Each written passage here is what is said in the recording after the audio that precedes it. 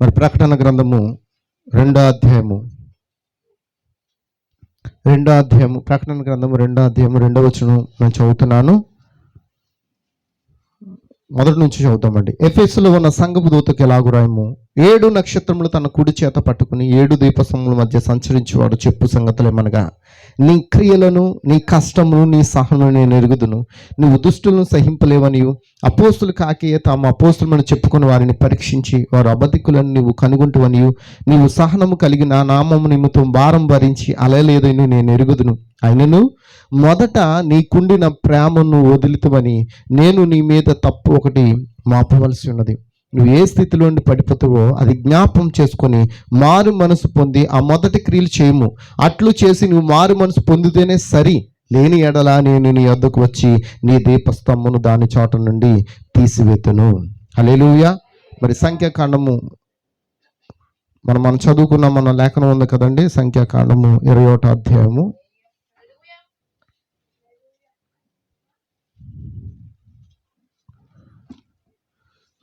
పరిశుద్ధ నామముకు హల్లెలూయా. దేవుని పరిశుద్ధ నామమును స్తుతిద్దాం. హల్లెలూయా. మరి 21వ అధ్యాయం తీయండి అందరూ కూడా. మరి 5వ వచనం చదువుతున్నాను.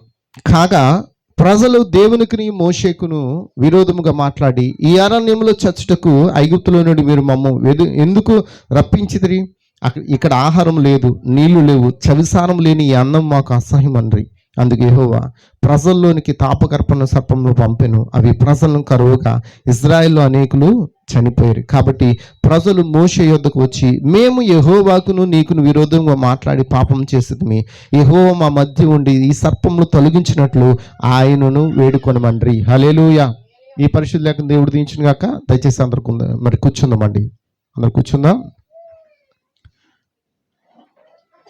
మరి ఇప్పటికి చాలా సమయం అయింది. ఇంచుమించు మరి దేవుని నడిపింపుని బట్టి నేను మీతో మాట్లాడాలని ఉద్దేశించున్నాను. ఈరోజు కూడా వచ్చిన ప్రతి ఒక్క సహోదరుని బట్టి కూడా దేవుని నామానికి వందనాలు. హల్లెలూయా. మరి అందరూ కూడా సంతోషంగా ఉన్నారా? ఆమేన్. ఆ తలుపు వేయండి బ్రదర్. దేవునికి స్తోత్రం. హల్లెలూయా. మరి ప్రాముఖ్యమైన సమయానికి వచ్చి ఉన్నాం. మరి దేవుడు తన వాక్యము ద్వారా మనతో మాట్లాడును గాక. ఆయన అంటున్నాడు, నీ క్రియలు నేను ఎరుగుదును, నీ కష్టం నేను ఎరుగుదును, నీ సహనం నేను ఎరుగుదును. ఈరోజు ఆయన సమస్తము ఎరిగి ఉన్నాడు. ఎంతమంది నమ్ముతున్నారండి? ఆయన ప్రతి మనిషిని ఎరిగి ఉన్నాడా? ఆమేన్. ఈరోజు మనం గమనించవలసింది ఏంటంటే, మనలో ఏం ఆలోచన ఉందో, మనం ఏ ఆలోచనతో ఇక్కడికి వచ్చున్నామో ప్రతిది కూడా ఆయన ఎరిగి ఉన్నాడా? నీ పక్కన ఉన్న సహోదరుడు దాని గురించి తెలియదు, ఒకవేళ నాకు దాని గురించి తెలియదు, కానీ సమస్తము సృజించిన దేవునికి మాత్రం సమస్తము తెలుసండి. ఆయన అన్ని ఎరిగి ఉన్నాడు. ఇక్కడ నిన్ను ఎరిగి ఉన్నాడు, నన్ను ఎరిగి ఉన్నాడు. హల్లెలూయా. ఎందుకంటే ఆయన ఆయన ఆయన ఏమై ఉన్నాడంటే సర్వంతర్యామి. హల్లెలూయా. ఇప్పుడు మనం ఇప్పుడు మంచి ఎండలో ఉన్నాం, అవునా కదండి? ఇది పగల సమయం. ఇక్కడ మనందరినీ ఆయన గమనిస్తూ ఉన్నాడు. ఆయనండి. హల్లెలూయా. ఎంతమందికి అర్థమవుతుందండి? సర్వంతర్యామి అంటే దాని అర్థం ఏంటంటే ఆయన సర్వం ఉన్నాడు. ఆయనకి అనేకమైన బిరుదులు ఉన్నాయి, కానీ ఆయనకున్న ఒకే ఒక పేరు ప్రభువైన యేసుక్రీస్తు మాత్రమే. హల్లెలూయా. ఆయనకు అనేక బిరుదులు ఉన్నాయి, కానీ ఆయనకున్న పేరు ప్రభువైన యేసుక్రీస్తే. సర్వంతర్యామి అంటే ఆయన ఇక్కడ ఉన్నాడు. ఇప్పుడు ఇక్కడ మనల్ని గమనిస్తూ ఉన్నాడు. అమెరికాలో ఏం జరుగుతుందో గమనిస్తూ ఉన్నాడు, ఆఫ్రికాలో ఏం జరుగుతుందో గమనిస్తూ ఉన్నాడు. ఇప్పుడు కొంతమందికి సాయంకాలం, ఇప్పుడు కొంతమందికి రాత్రి వేళ, ఇప్పుడు కొంతమంది మంచి నిద్రలో ఉంటారు. నిజమేనా? హల్లెలూయా. సమస్తము ఆయన ఎరిగి ఉన్నాడు. ఆమేన్. ఎరిగి ఉన్న దేవుణ్ణి మనము కలిగి ఉన్నాం. నిన్ను ప్రతీది కూడా ఆయన చూస్తున్నాడు. నీ ఆలోచన చూస్తున్నాడు, నీ యొక్క సమస్తమును చూస్తున్నాడు, నీ యొక్క మనసును ఎరిగి ఉన్నాడు. హల్లెలూయా. అంతరంగమును కూడా ఎరిగి ఉన్న దేవుడు. అందుకే నేను ఎప్పుడు కూడా మాట జ్ఞాపం చేస్తుంటాను మీకు. చూడండి, ఈ భూమి మీద సృజించబడిన ప్రతి దాంట్లో ఏదైనా ఎక్కువ ఉందా, తక్కువ ఉందా? ఏది ఎక్కువ లేదు, ఏది తక్కువ లేదు. నేను పట్టుకున్న ఈ మైకు కూడా ఎక్కడిది?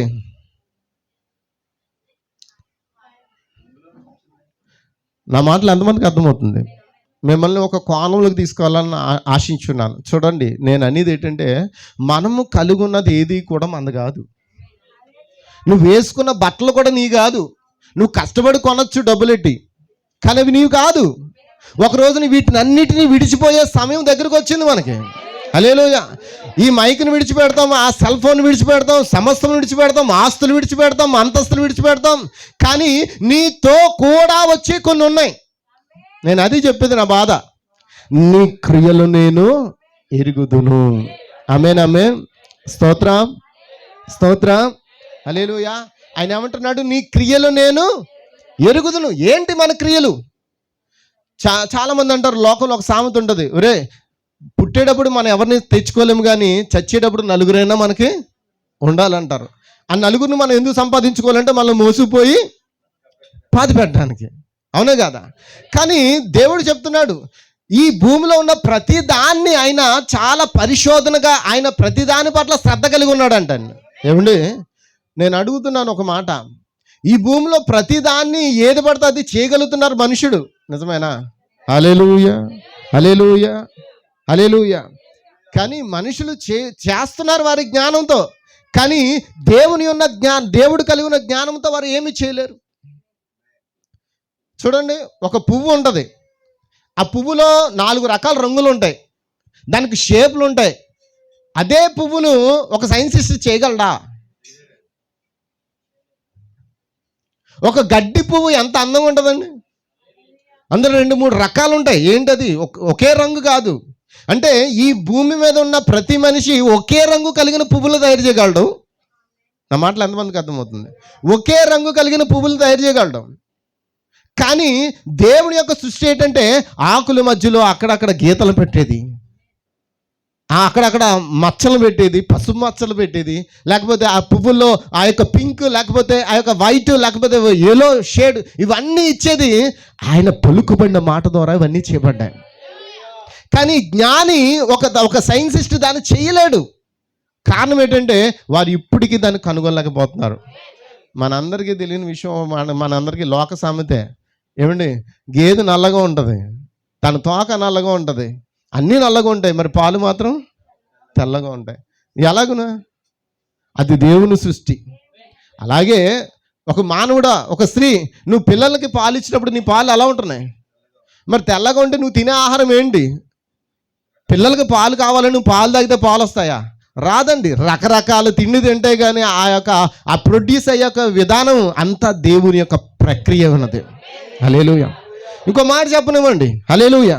ఈ భూమి మీద మన జ్ఞానం పనిచేయదు, మనం కూడా పట్టుకెళ్ళిపోయేది ఏమీ లేదండి. ఏమి పట్టుకెళ్ళాం. హల్లెలూయా. ఒకటి మాత్రం ఒక వ్యక్తి పట్టుకెళ్ళిపోతే ఒకటే ఉంది, ఒక మంచి మాత్రమే. దేవుడు చూసేది ఏంటంటే ఆ మంచి క్రియను చూస్తున్నాడు. హల్లెలూయా, హల్లెలూయా. మన స్వభావాలు మార్చుకోవడానికి ఇక్కడికి వచ్చి ఉన్నాం, మన మనసులు మార్చుకోవడానికి ఇక్కడికి వచ్చి ఉన్నాం. నీ మనసు మాట నువ్వు వింటున్నావు అంటే దాని అర్థం ఏంటో తెలుసా? నీ మనసును ఏదో నిన్ను నడిపిస్తుంది. హల్లెలూయా. గమనించు, ఈ కాల ప్రవర్తన అంటాడు, దేవుడు కూడా చెప్తాడు, స్వభావం అనేది ఏంటంటే గుణలక్షణమే ఉన్నదండి. స్వభావం అంటే ఏంటండి? గుణలక్షణం. ఈ గుణలక్షణము మనము ఎప్పుడైతే ఆ గుణలక్షణానికి లోబడుతున్నామో మనం పొరపాట్లో పడిపోతుంటాం. ఎప్పుడు కూడా ఒక వ్యక్తి తన సొంత ఆలోచన మీద ఆధారపడకూడదు. అలా ఆధారపడినప్పుడు ఖచ్చితంగా అతడు పడిపోతాడు. ఎందుకంటే బైబిల్ చెప్తుంది, నా బైబిల్లో ఉంది, మరి మీ బైబిల్లో ఉందో లేదో తెలియదు, ఒకని దృష్టి వాని నడత వాని దృష్టికి ఎలా ఉంటుంది? తుదకి ఏం జరుగుతుంది? చెడ్డది ఇదండి, మరణానికి దారితీస్తుందని చెప్పాడండి. స్పష్టం.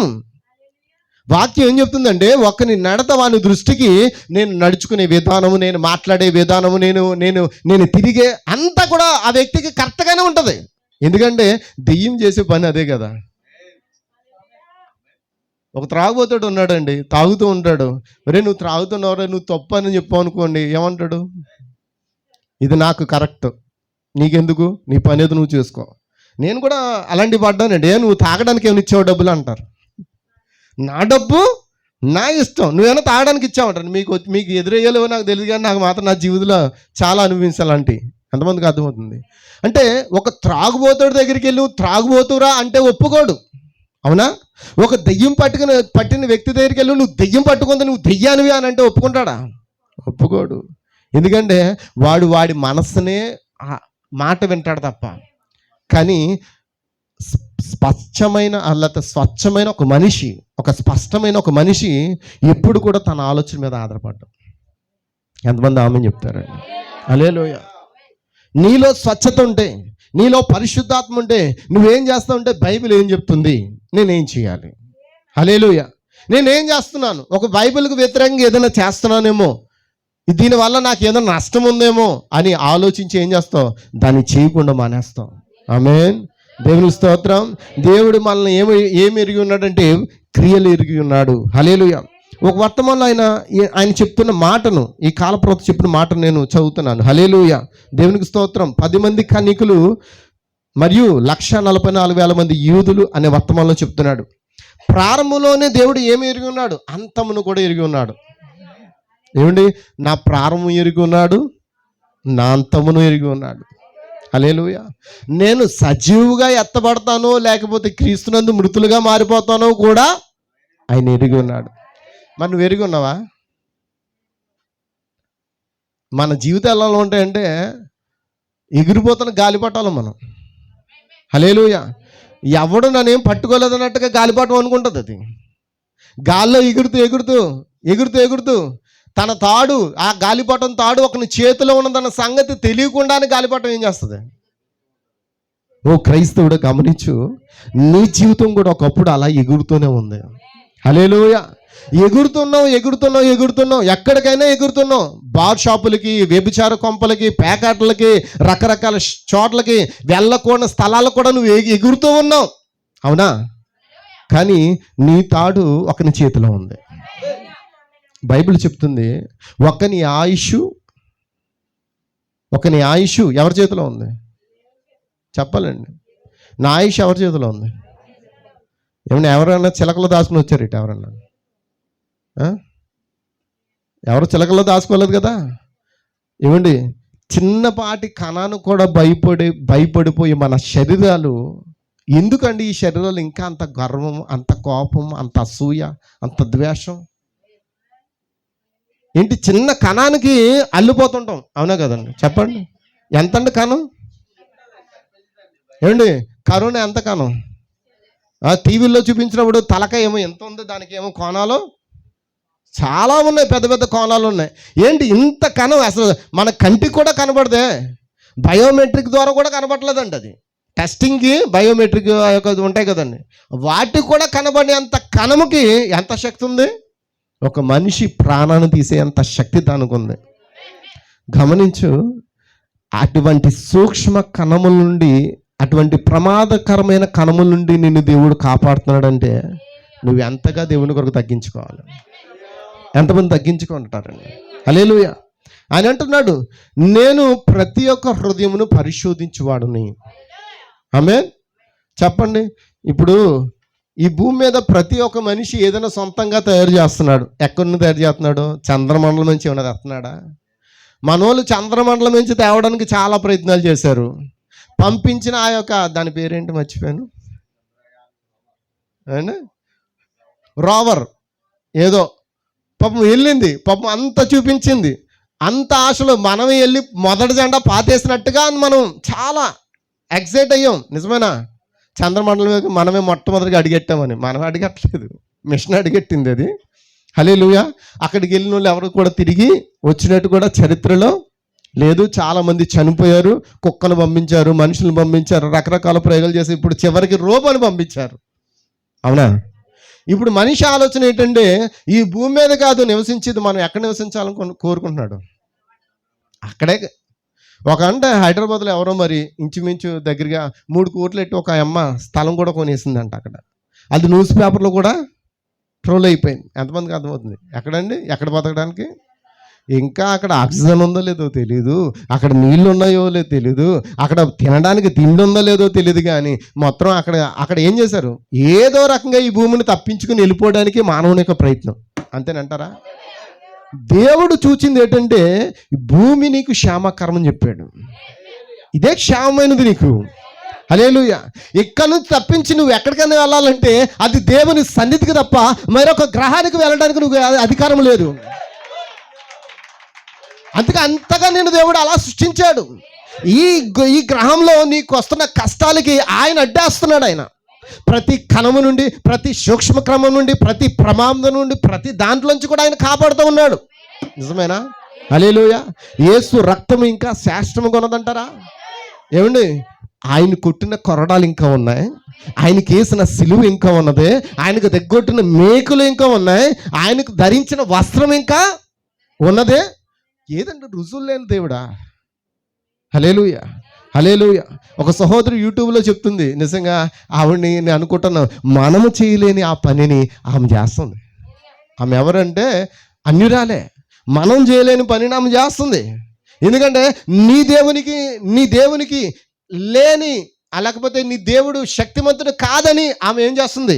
ప్రచారం చేస్తుంది. కానీ ఆయన ఎంతటి శక్తిమంతుడో సైన్సిస్టులు సహా తలొగ్గే పరిస్థితి అండి. ఇప్పటికీ కూడా కొన్ని ఏరియాలు ఎవరికీ తెలియవు. హల్లెలూయా. బ్రదర్, ఆ తలుపు వేయండి. హల్లెలూయా, దేవునికి స్తోత్రం. హల్లెలూయా. ఎంతమందికి అర్థమవుతుందండి? నేను అనేది ఏంటంటే, నువ్వేమి చేస్తావు చెయ్యి, కానీ దేవుని కొరకు మంచి క్రియ చేయి. నీ క్రియలను ఆయన చూచుచున్న దేవుడు. నేను అడుగుతున్నాను, ఒక మానవుడు ఈ భూమి మీద ఏదైనా సొంతంగా తయారు చేయగలుగుతున్నాడు, కానీ ఆ వస్తువు యొక్క పదార్థము ఎక్కడి నుంచి తేగలుగుతున్నాడు? వాడు ఏమైనా ఎంత సొంతంగా ఏమైనా తయారు చేయగలుగుతున్నాడా? ఏ గ్రహంలోంచి అనేది తెస్తున్నాడా? కనీసం నువ్వు ఆ యొక్క సముద్రం లోపల ఉన్న ఖనిజాలను తీయాలన్నా అది దేవుడు సృష్టించిందే. మొక్కలో ఉన్న పరిమళాలు తీయాలన్నది దేవుడు సృష్టించిందే. ఒక చేపలోంచి కణం తీయాలన్నది దేవుడు సృష్టించిందే. కానీ ఒక మానవుడు తన సొంతంగా ఏది సృష్టించినది లేదు. నేను ఊహిస్తుంటాను, ఒకసారి త్వరలో మనకి వరదలు వస్తాయా? ఇంత వరదలు వచ్చిన నీరంతా మళ్ళీ ఎక్కడ పోతుందంటాం? సముద్రం నిండట్లేదండి. మనకి తెలిసి బైబిల్ చరిత్ర ప్రకారంగా మనకు తెలిసి 6000 సంవత్సరాలు అయింది ఇప్పటికి. అవునా? ఈ 6000 సంవత్సరాల చరిత్ర కలిగిన ఈ భూమి మీద మరి వర్షాలు పడుతున్నాయి, నదులు పొంగుతున్నాయి, వరదలు పొంగుతున్నాయి. ఇంతటి నీరు కూడా సముద్రంలోకి వెళ్తుంది. ఏమైపోతుంది?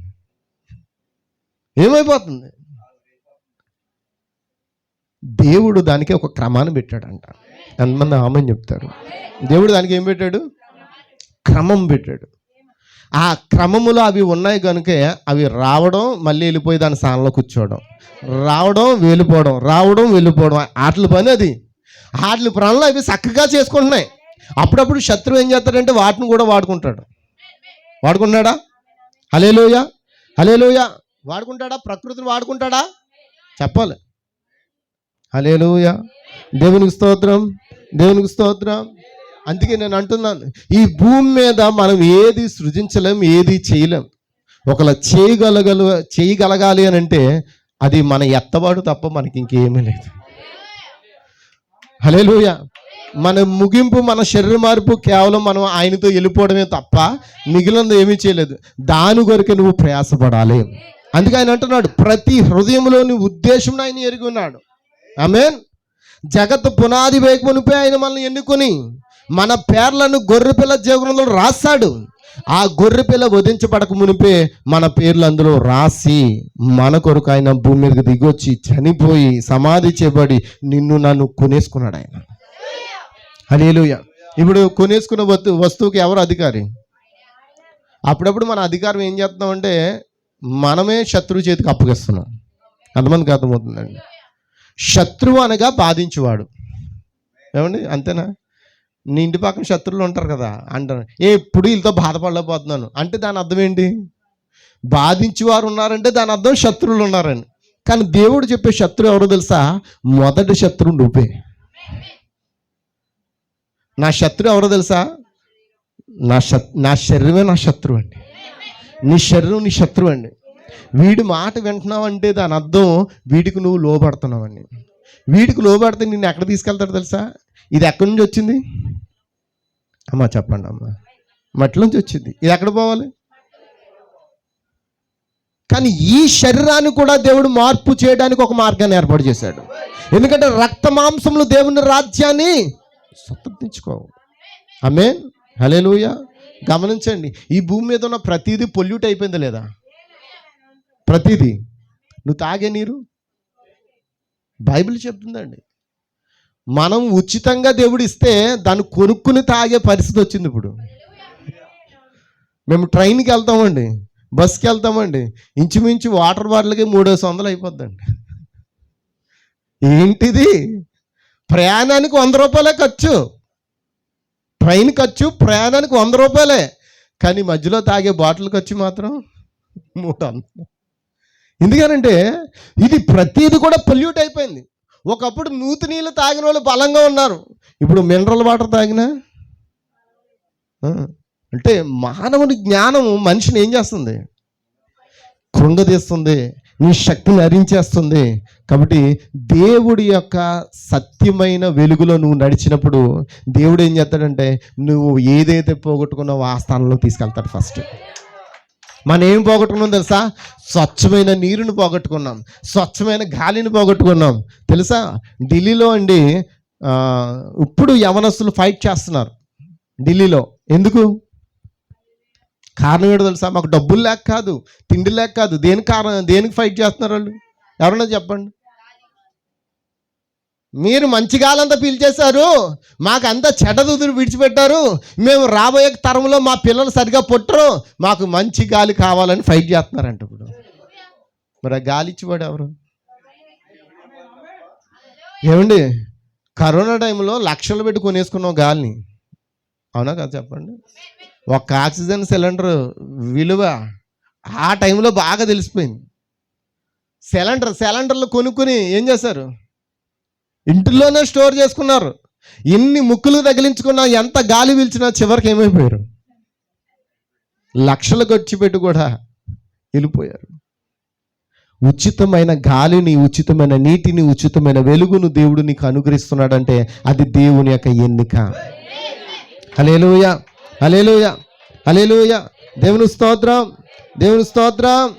ఎంతమంది ఇక్కడ ఉన్నారు? నిశ్చయంగా అబ్రాహాము యొక్క విశ్వాసం నీలో ఉందా? ఉందా? మరి అబ్రాహాము దేవుని వెంబడించినట్లయితే నువ్వు కూడా ఏం చేయాలి? మరి అబ్రాహాము చాలా ఆస్తిపరుడు తెలుసా? ఎలా ఆస్తిపరుడు అతడు? పెద్ద బిల్డింగ్ లేదు, ఉందా? ఒక 100 అంతస్తుల బిల్డింగ్ కట్టచ్చు కదా, కట్టలేదు. కారణం ఏంటి? అబ్రాహాము అంటున్నాడు నిలువురమైన పట్టణం నాకు ఇక్కడ లేదు.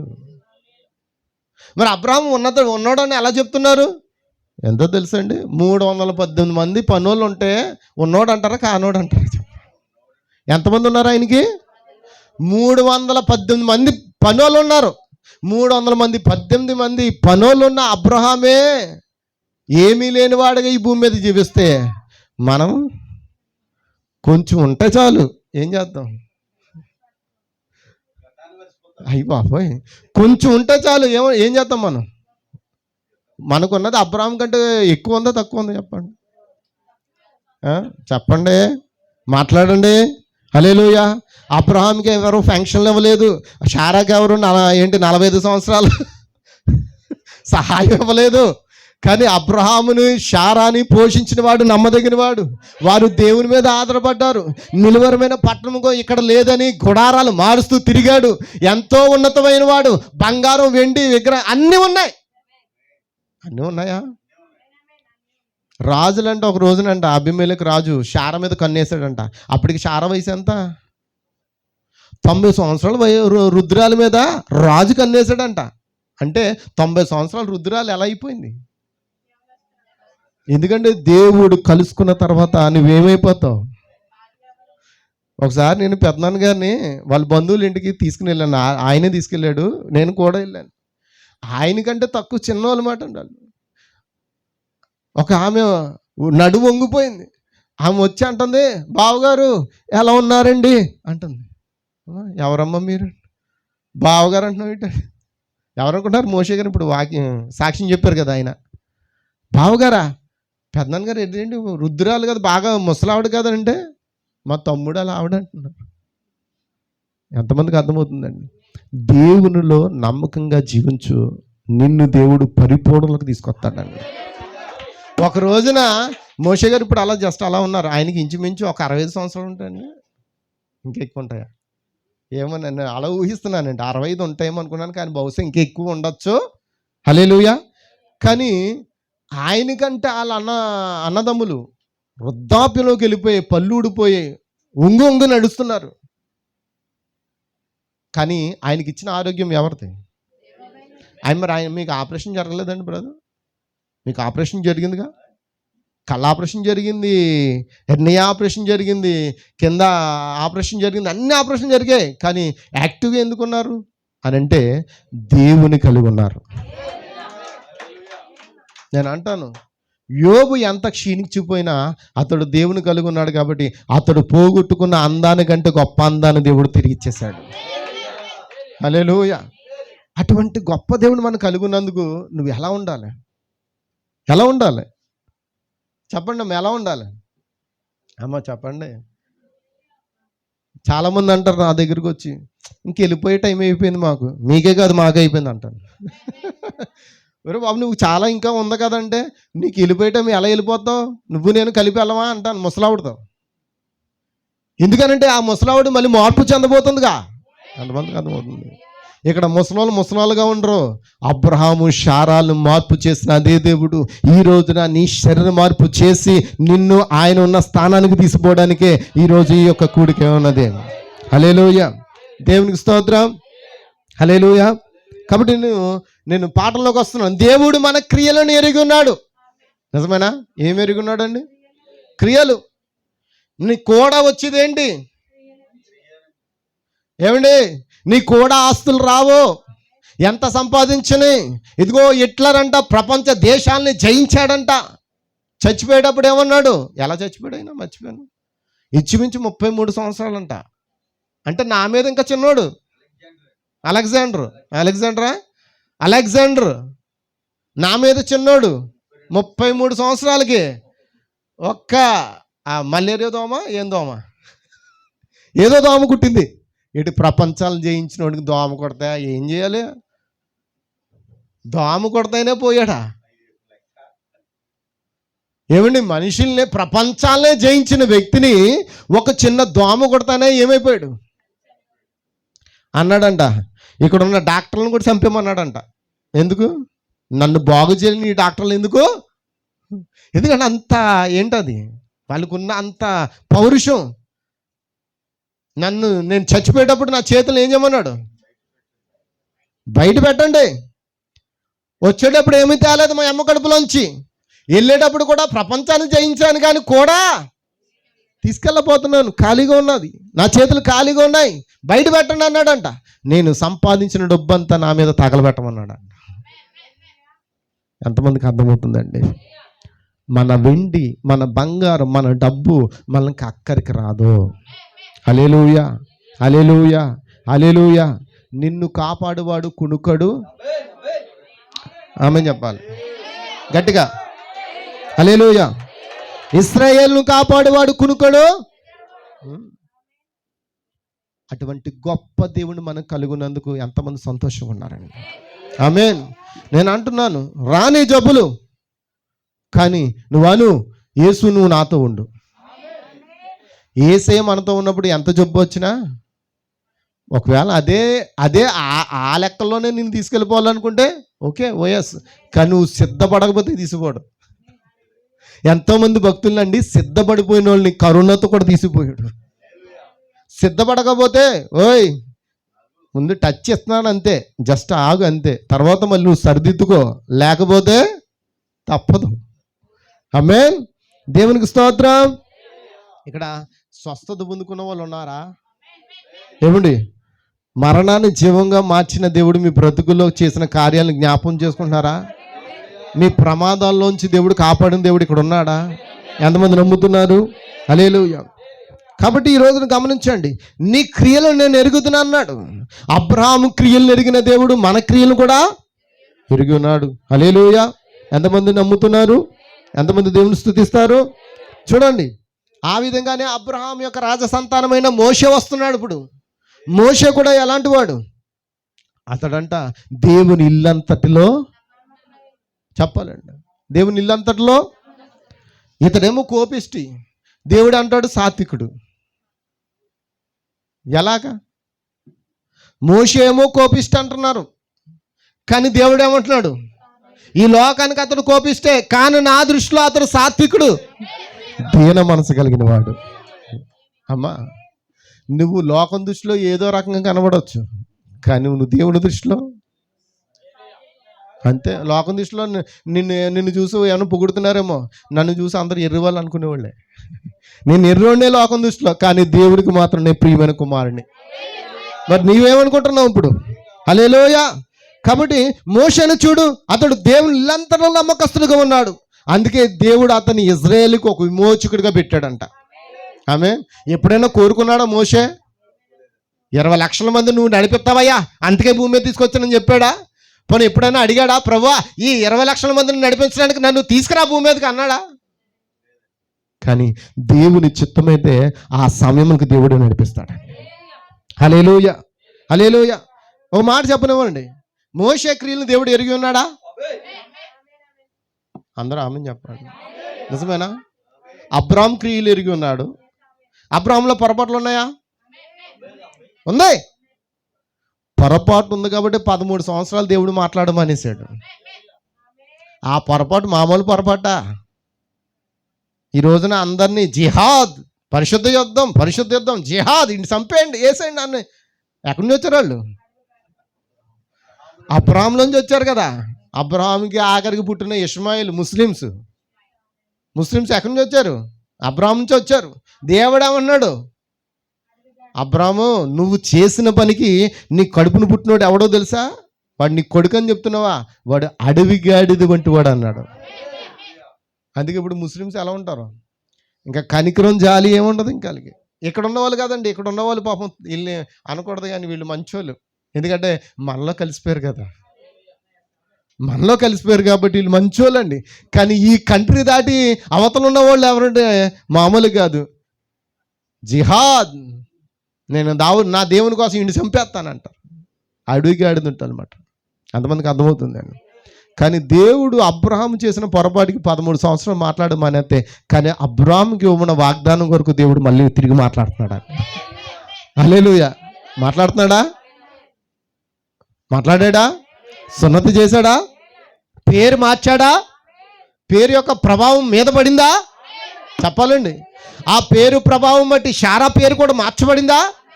దేవుడు ఏమన్నాడు?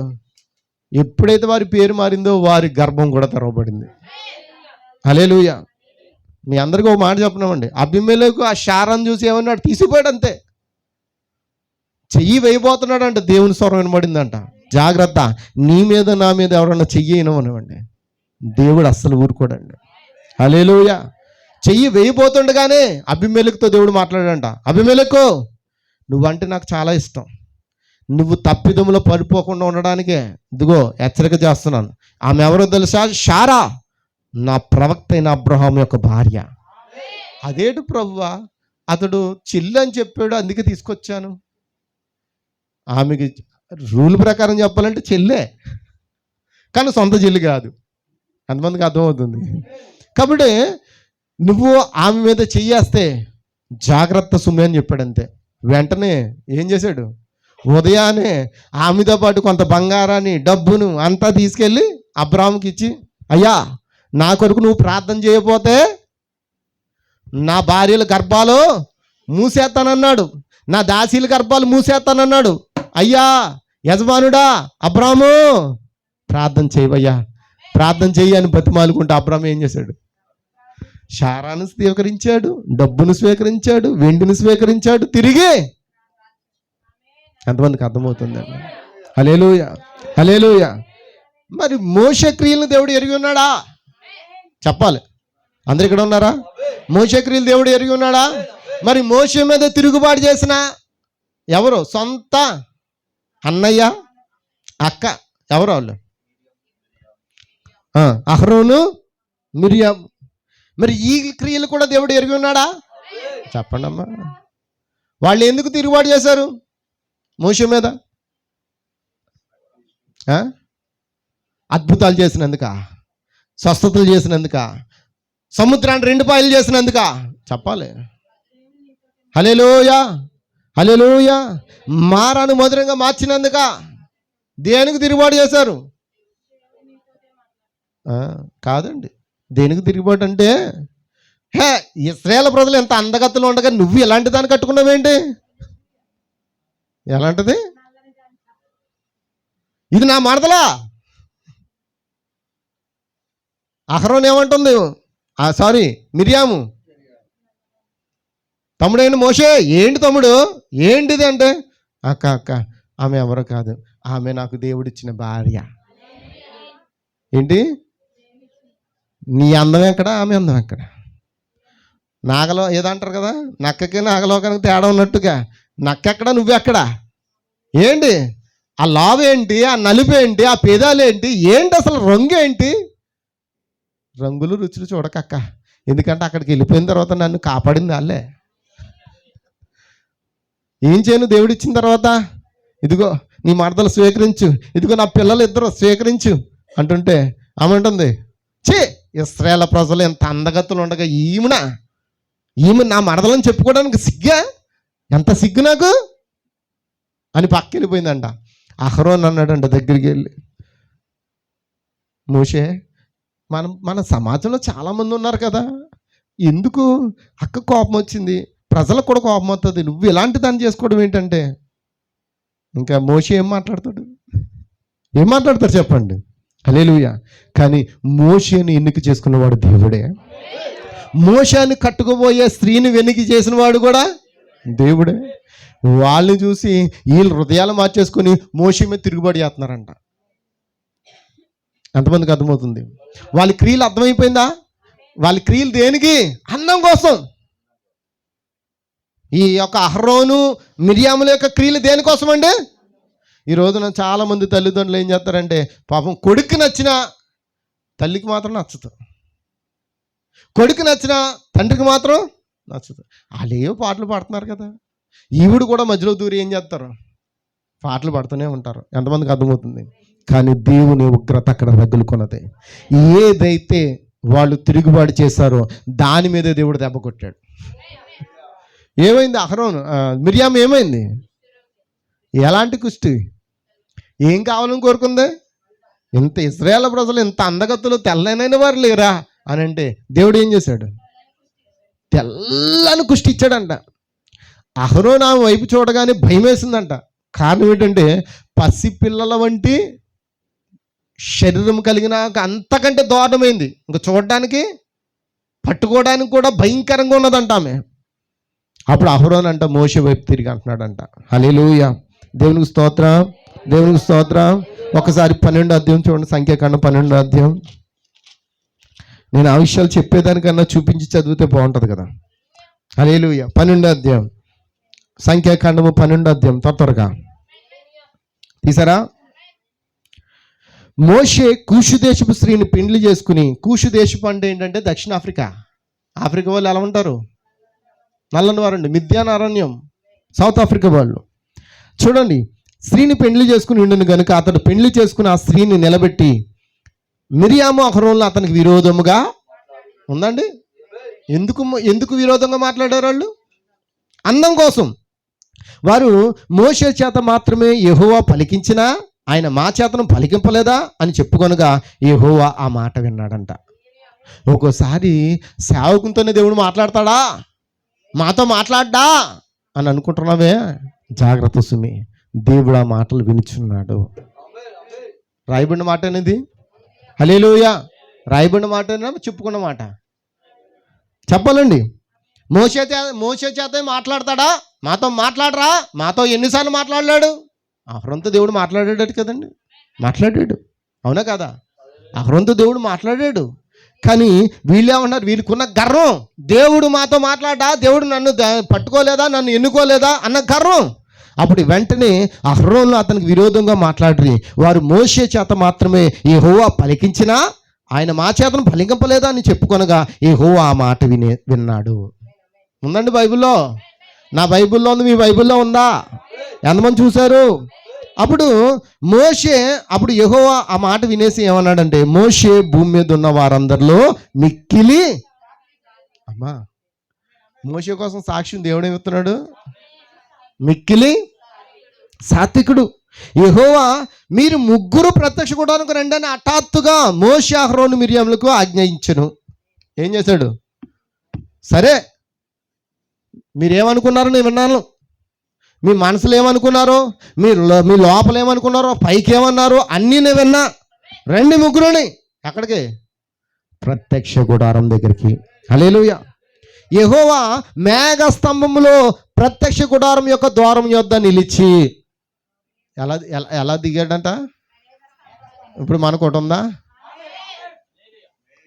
మనకిచ్చాడండి మేఘస్తంభమును. ఆయన నిన్న నేడు నిరంతరము ఒకటే రీతిగా ఉన్నాడు, మారని దేవుడు. యెహోవా అప్పుడు మోషే కాలంలో మేఘస్తంభంలో దిగొస్తే ఇప్పుడు మన కొరకు ప్రకటన 10:1 బలిష్టైన వేరొక దూతగా ఆయన దిగొచ్చి ఉన్నాడు. బైబిల్లో ఉన్నదండి, ప్రకటన 10:1 నేను మేఘముగా వస్తానని చెప్పిన మాట. హల్లెలూయా. వచ్చాడు. వచ్చి యెహోవా మేఘస్తంభంలో దిగి ప్రత్యక్ష గుడారం యొక్క ద్వారం వద్ద నిలిచి అహరోను మిరియాలను ఏం చేశాడు? పిలిచాడు. పిలిచి ఏమంటున్నాడు? వారిద్దరూ రాగా ఆయన నా మాటలు వినుడి, మీలో ప్రవక్తయుండిని ఎడల యెహోవానకు నేను దర్శనమిచ్చి అతడు నన్ను తెలుసుకున్నట్లు కలలో అతనితో మాట్లాడుదును. దేవుడే కదా మాట్లాడుతున్నాడు. ఎవరితోని? అహరోనుతోను, మిర్యాముతోను, మోషేతోను మాట్లాడుతున్నాడు. ఏమని? వారిద్దరూ రాగా ఆయన మాటలు వినుడి. ఏమన్నాడు? ఎవరెవరు వచ్చారండి? అహరోను, మిర్యాము. గుర్తుపెట్టుకోండి, దేవుడు మన క్రియలు ఎరిగి ఉన్నాడా? వారి స్వరములు వినడం కాదు, వారి ఆలోచనలు ఎరిగి ఉండడం కాదు. ఇప్పుడు నీ ఆలోచన, నీ స్వరములు, నీ అంతరంగంలో ఉన్న ప్రతిదాన్ని ఆయన ఎరిగి ఉన్నాడని గమనించు. ఆయన అంటున్నాడు, వారిద్దరూ రాగా ఆయన నా మాటలు వినండి, మీలో ప్రవక్తయుడిని ఎడల యెహోవాకు నేను దర్శనమిచ్చి అతడు నన్ను తెలుసుకున్నట్లు కలలో అతనితో మాట్లాడుదును. నా సేవకుడైన మోషే అట్టివాడు కాడు. హల్లెలూయా. ఎవడైనా ఉంటే నేను కళ్ళలోను దర్శనాలతో మాట్లాడతాను, కానీ మోషే అలాంటోడు కాదు. మోషే అలాంటోడు కాదు. కళ్ళలోను దర్శనాలతో మాట్లాడు. నేను మాట్లాడుతూ నేరుగా మాట్లాడు. ఆమేన్. హల్లెలూయా. వధువా గుర్తుపెట్టుకో, అక్కడ ఏమంటున్నాడు? అక్కడ నా మాటలు వినండి, మీలో ప్రవక్త ఉండిన ఎడల యెహోవాకు నేను దర్శనమిచ్చి అతడు నన్ను తెలుసుకున్నట్లు కలలో అతనితో మాట్లాడుతాను, కానీ నా సేవకుడైన మోషే అట్టివాడు కాడు. మరి అట్టివాడు కాకపోతే ఎట్టివాడు? అక్కడ అంటున్నాడు, అతడు నా ఇల్లంతటిలో, నువ్వు దేవుని ఇల్లంతటిలో నమ్మకంగా ఉంటే దేవుడు నీతో ఎందుకు మాట్లాడంట? హల్లెలూయా. నువ్వు దేవుని ఇల్లంతటిలో నమ్మకంగా ఉంటూ దేవుడు నీతో ఎందుకు మాట్లాడు? దేవుని ఇల్లంతటిలో నమ్మకం ఉన్నవాడితో దేవుడు ఖచ్చితంగా మాట్లాడతాడు. మోషేతనంట దర్శనాల ద్వారా కళ ద్వారా కాదంటే ఇప్పుడు దర్శనాల ద్వారా కళ ద్వారా మాట్లాడుతున్నాడు అంటే దాని అర్థం ఏంటో తెలుసా? ఇంకా మనం దేవుని ఇల్లంతటిలో నమ్మకంగా, దేవుని ఇల్లంతటిలో నమ్మకంగా ఉన్నవారితో ఆయన ముఖాముఖిగా మాట్లాడే దేవుడు. ఎంతమంది గట్టుకొడతారు? ఎంతమంది ఇక్కడ దేవుని దర్శనములను కళలను పొందుకున్న వారు ఉన్నారు? ఇక్కడ చేతులు ఎత్తండి. దేవుడు ముఖాముఖిగా మాట్లాడుతున్నవాడు ఎవరన్నా ఉన్నారా? ముఖాముఖిగా ఆయన స్వరం విన్నవాళ్ళు విన్నారా? దేవుని స్తోత్రం. ఒక్కరు ఇద్దరు ఇస్తారండి. నేను ఎన్నోసార్లు ఏడ్చిన దినాలు కూడా ఉన్నాయి. ఆయన మాట్లాడుతుంటే తట్టుకోలేక గుండెలు బాదుకుని ఏడ్చిన దినాలు కూడా ఉన్నాయి ఇదే పులిపేట దగ్గర. హల్లెలూయా. ఇదో మన పాత పులిపేట సాక్ష్యం చెప్తున్నా. ఖచ్చితంగా ఇక్కడ నేను మొదట ప్రార్థించినప్పుడు అనేక సార్లు దేవుని స్వరం విన్నానండి. ఎందుకంటే ఇక్కడ నిలబడి చెప్పడం అంత ధైర్యం కాదు, చెప్తే అతడు అబద్ధికుడు అవుతాడు. కానీ ధైర్యం చేస్తున్నానంటే ఖచ్చితంగా చెప్తున్నాను, దేవుడు కొంతమంది విషయంలో దేవుడు నాతో మాట్లాడాడు. వారికి నేను తెలియజేశాను కూడా నా విషయం. ఎంతమందికి అర్థమవుతుంది? మీతో నేను కొన్నిసార్లు కొన్ని సందర్భంలో మీతో మాట్లాడిన విషయాలు ఉన్నాయా? ఎప్పుడైనా ఇలా జరగబోతుంది బ్రదర్, ఇలా జరగబోతుంది, ఇలా అవ్వబోతుంది అని చెప్పిన మాటలు ఉన్నాయా? గుర్తించు. ఇక్కడ ఏమంటున్నాడు తెలుసా? అతడు నా ఇల్లంతటిలో, చెప్పాలి అందరూ కూడా. ఏమంటే ఈరోజు మనం దేవుని ఇల్లంతలో ఎలా ఉండాలి? మన ముగింపులోకి వచ్చి ఉన్నాం. ఆయన అంటున్నాడు, నేను గూఢభావంతో కాదు. గూఢభావంతో అంటే కొంతమంది కళ్ళలో అవుతాయంటే పొలాలు కనబడతాయి, అందులో పువ్వులు కనబడతాయి. పువ్వు మళ్ళీ ఇంకేదో అంటారు, చేటలు కనబడ్డాయి, కంచాలు కనబడ్డాయి, అందులో అన్నాలు కనబడ్డాయి. ఏంటవి? అవి గూఢభావములు. కానీ ఇక్కడ దేవుడు మోషేతో ఎలా మాట్లాడుతున్నాడు చెప్పాలి. దేవుడు నీతో ముఖాముఖంగా మాట్లాడే దినాలంటూ ఉంటే అవి ఈ దినాలే. దేవుడు మీతో మాట్లాడుతున్నాడా? ఎంతమందితో మాట్లాడుతున్నాడు? దేవుని స్వరం ఎంతమంది వింటున్నారు? దేవుని స్వరం ఎంతమంది వింటున్నారు? కొంతమంది ఎత్తున్నారు, కొంతమంది ఎత్తట్లేదు. నెవిల్ గారి స్వరం ఎంతమంది వింటున్నారు? మీరు నెవిల్ గారి స్వరం వింటున్నారా? ఓ మై గాడ్, నాకు ఇంతవరకు తెలియలేదే. ఇక్కడ మాట్లాడేది చెప్పండి అమ్మా. మత్తయి సువార్తలో ఏముంది? మాట్లాడేవారు మీరు కాదు కానీ మీలో ఉన్నా. మరి పరిశుద్ధాత్మ మీతో మాట్లాడుతుంది అంటే దేవుడు మీతో మాట్లాడలేదా?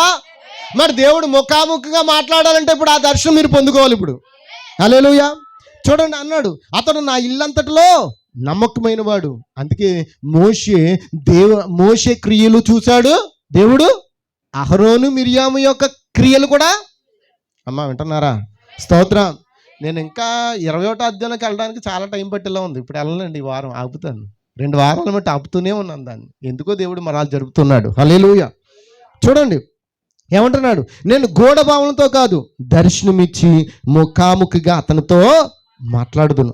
అతడు యెహోవా స్వరూపమును నిదానించి చూచును. ఆమేన్. హల్లెలూయా. హల్లెలూయా. ఆమేన్ చెప్తారా?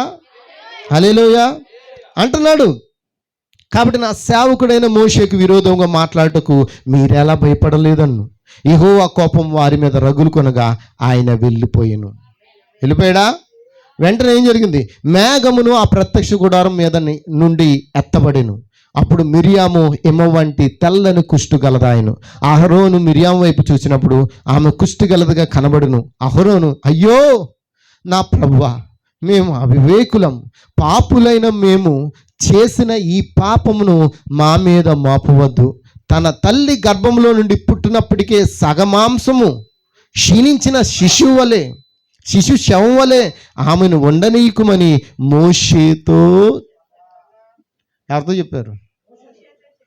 దేవునికి కదా చెప్పుకోవాలి వాళ్ళు. అమ్మా అందరు ఇక్కడ ఉన్నారా?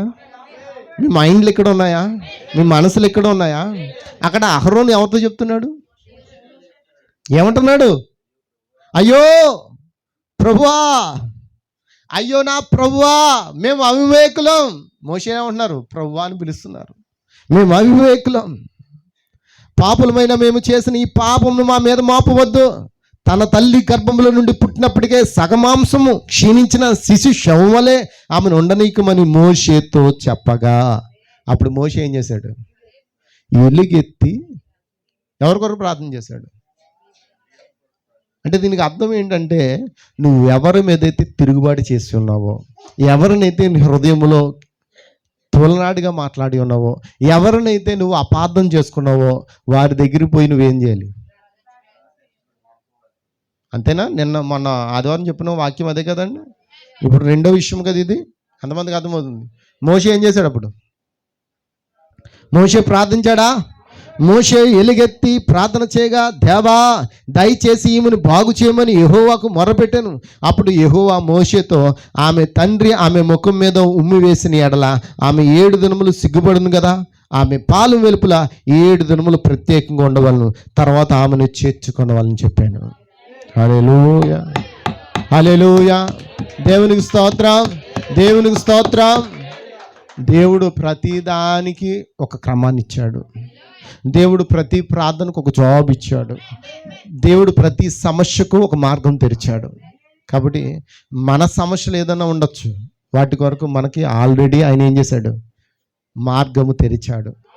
ఎంతమంది ఇష్టపడుతున్నారండి? ఎంతమంది దేవుడి నామాన్ని స్మరిస్తారండి? అలా చేసిన హల్లెలూయా. మోషే మీద తిరుగుబాటు చేసిన వారి కొరకు మోషే ప్రార్థించగా ఏం చేశాడు? దేవుడు బాగు చేశాడా? మరి అదే దేవుడు ఇక్కడ ఉన్నాడా? మరి దేవుడు ఇప్పుడు మన క్రియలను కూడా ఎరిగి ఉన్నాడా? చెప్పాలి. ఎంతమంది నా క్రియలు ఎరుగున్నాడని ఒప్పుకుంటారు? మీరు ఒప్పుకునే యెడల మీరు దేవుని సన్నిధిలో ప్రార్థించండి. ఒకవేళ ఎవరి మీదైనా మీరు అపరాధం పెంచుకుంటే, ఎవరి మీదైనా ద్వేషం పెంచుకుంటే మీరేం చేయాలి? ప్రార్థించాలా? క్షమాపణ ఒప్పుకోవాలా? ఒక రోజున చెప్పాను మీకు, ఒక ఆదివారంన ఒక కుటుంబంతో నేను కోపంగా మాట్లాడానని. అవునా? చెప్పానా లేదా? నేను ఆ 3 రోజులు నరకం చూశాను అనమాట. అస్సలు ప్రార్థన లేదు. బైబిల్ తెరుద్దామంటే తెరవలేకపోతున్నాను. కారణం ఏంటంటే నాకు తెలియకుండానే వాళ్ళతో మాట్లాడాను. ఎందుకంటే వాళ్ళు నన్ను అక్కడున్న పరిస్థితులు బట్టి. అయితే జరిగింది ఏదైనా జరుగుతుంది, కానీ నేనేం చేశానంటే మరలా వాళ్ళకే ఫోన్ చేసి, బాబాయ్ నన్ను క్షమించు, నేను అపరాధం చేశాను, నేను తెలియకుండానే మిమ్మల్ని తప్పుగా అర్థం చేసుకున్నాను, నన్ను క్షమించండి అని అడిగినప్పుడు, లేదు బాబు రాత్రి మేము మాట్లాడుకున్నాం, ఇది ఏదో జరిగిపోయింది. హల్లెలూయా, హల్లెలూయా. కాబట్టి మేమేమో అనుకోలేదు, నువ్వు కూడా ఏమో అనుకోవద్దు అని చెప్పి వాళ్ళు అనగా నేను నా హృదయం ఎలా అయిపోయిందో తెలుసా అమ్మా? దేనికోసమో తెలుసా? పెళ్లి సంబంధాల విషయమే. దాని విషయమే వాళ్ళని అపార్థం చేసుకుని నేను అన్నందుకు దేవుని దగ్గర క్షమాపణ అడిగాను. దేవుడు అన్నాడు, నువ్వు ఎవరినైతే తప్పుగా అనుకున్నావు వారికి ఫోన్ చేసి మాట్లాడాను. అప్పుడు నేనేం చేయాలా? ఏం చేయాలా? నాకు వెంటనే రిలీఫ్ అయింది. నాకు దేవుడు అప్పుడు కీ ఇచ్చాడు. ఏ కీ? ఏం కీ చెప్పమంటారా? వాక్యం చెప్పడానికి ఒక కీ లేకపోతే తెరవబడదు. దేవుడు మన కాలానికి కూడా కీ ఇచ్చాడా? ఏం కీ? మలాకి. అది తెరవబడితేనే వాక్యం తెరవబడుతుంది. ఈరోజు కూడా నాకు కీ ఇచ్చాడు. అప్పుడు దాకా కీ మూసేశాడు. నా హృదయం అంతా చీకటైపోయింది. ఏం చేయాలో అర్థం కాలేదు. స్నానం చేశాను, ప్రార్థించామంటే ప్రార్థన రావట్లే. వెంటనే నాకు ఏదైతే అయింది, వాళ్ళు ఏదంటే అనుకోండి, నేను మాత్రం వానికి క్షమాపణ అడగాలని అడిగాను. అప్పుడు నా హృదయం తేలికైపోయింది. నిజమేనా? ఇప్పుడు వాళ్ళ ఇల్లు ఓపెనింగ్, ఈ మంగళవారం రమ్మన్నారు. వెళ్ళాలా మానేలా? ప్రేమను పడితే వెళ్తాను, అది కోపం ఉంటే మానేస్తాను, అంతే కదా. కానీ నేను ప్రేమను బట్టి వస్తానని చెప్పాను నేను. ఎంతమందికి అర్థమవుతుంది? కాబట్టి నేను చెప్పేది ఏంటంటే, మనం ఒక్కని ఎడల ఒకరు ఏం చేయాలి? కనికరము కలిగి ఉండాలి, ప్రేమ కలిగి ఉండాలి. ఒకవేళ ఎవరిని విషయంలో అయినా ఏదైనా అనుకున్నామేమో, దేవుడు ఎందుకు మాట్లాడుతున్నాడంటే మన క్రియలు ఎరిగి ఉన్నాడు. హల్లెలూయా. ఎంతమంది మన క్రియలు ఎరిగి ఉన్నాడని నమ్ముతున్నారు? మన క్రియలు మంచిగా చేసేసుకుందామా? చెప్పట్లేదు, మాట్లాడట్లేదు. అమ్మా చెప్పండి. మీరు చెప్తే ఆమె చెప్తాను ముగింపు. మేము మార్చుకుంటామన్న వాళ్ళు చేతులు ఎత్తండి. మీరు మార్చుకోరా? మార్చుకుంటారా? ఇక్కడి నుంచి మారిపోదామా మనం? ఎందుకంటే ఇక్కడ ఉండేవాళ్ళు ప్రజలం కాదండి. హిట్లర్లాగా సంపాదించుకోవడానికి, లేకపోతే అలెగ్జాండర్లా సంపాదించుకోవడానికి, ముస్సోలినిలాగా సంపాదించుకోవడానికి, రకరకాల పెద్ద పెద్ద వ్యక్తుల వల్ల సంపాదించుకోవడానికి రాలేదు. మనం ఒకటి సంపాదించుకోవడానికి వచ్చాం. ఏంటది? ఏంటి? మనం వెళ్ళిపోవడమే.